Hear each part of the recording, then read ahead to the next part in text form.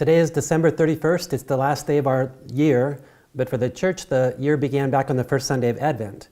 And here we find ourselves in the middle of the season of Christmas. And today we celebrate the Feast of the Holy Family. In early times, the Christians in Egypt celebrated the Holy Family because of the flight into Egypt of Joseph, Mary, and Jesus when Jesus was a newborn.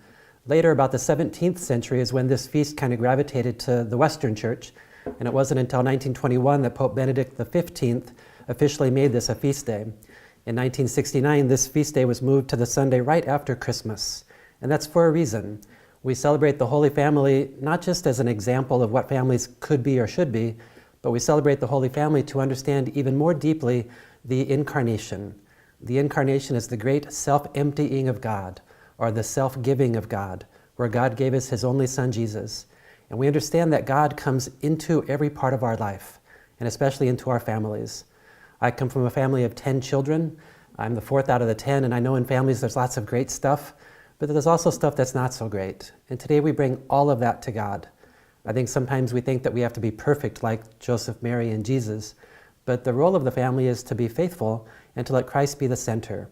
And so today we celebrate the Holy Family.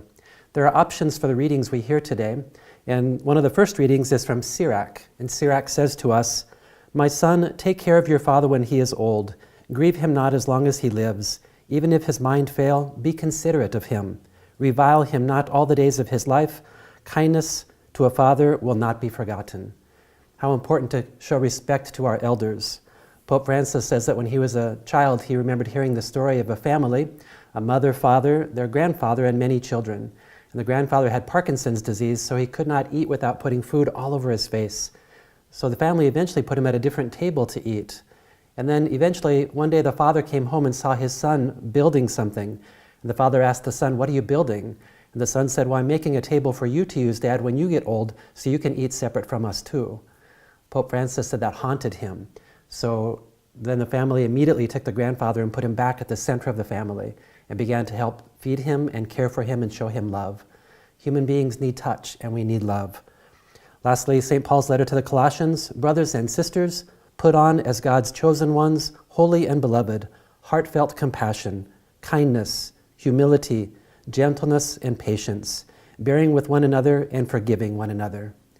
A family should be more a confessional than a courtroom. In a courtroom, we're trying to argue our case to prove who's right.